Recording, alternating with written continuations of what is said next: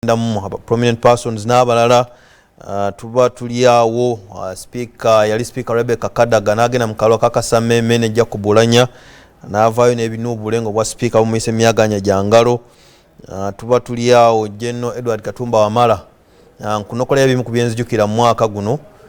General Edward Katumba Wamala n'asimatuka okufa bazigubwe bakuba emotoka ye muwala n'afa muwala we wamu n'omu ku bakuumi be bomu mu Kampala nazo zeerigirisiza mu mwaka guno amasomero guga kyali ku maggalo abivu tebakola ebijambiya mu Buddu ebyanyinyitira bangi yabalusula mwakaba abane babuuka n'ebisago mu baafa Ssaabasumba Cyprian Kizito Lwanga tagumazeeko ne juzi wano Ssaabalabirizi Desmond Tutu naye yaserengese wa Ssenkaaba ebyo n'ebirala bingi buli omu ajja kulaba engeri gy'atunudde mu mwaka guno 2021 ate twekitekeretekere 2022 webali wano Honorable Charles Omushana waali yamaze dde okutuula Ntende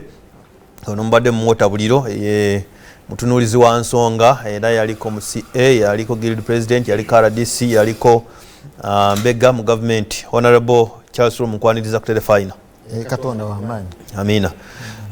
entebe ekyali nkalu ya Honorable Godfrey Kiwanda Subi kulwa NRM tanatuuka endala walo ya Honorable Joel Sonyo Nyimba ka Parliament Wanakawa West mwogezi wa NUP naye anatera kutwegatako naye ninanye wano extreme left ye Honorable Lutamaguse Makula wa Nakaseke South wa Democratic Party Honorable Nkwaniriza kuyobwa kabaka kubanti toyongera ko nankayange endala ya local government account ekyo n'okwongerako right honorable Lutamaguse Makula tokiteekera waawo sebo webatiza kalira musa kunsi sebo neyanziza nnyo mukama wange akawungeezi ka leero nzikiriza nsooka okubuuza ku bansindika mu palamenti abantu b'Ekaasa Ngombe mbalamusizaako nnyo ab'e Nakaseke ab'e Kapeeka Semuto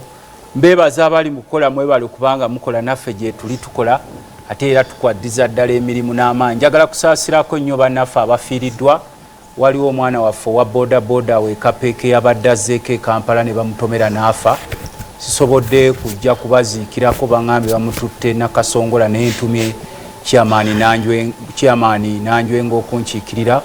wamu ne mukululeewo waawe bamusuuta njagala kusaba abakulu ab'ekitongole kya UNRA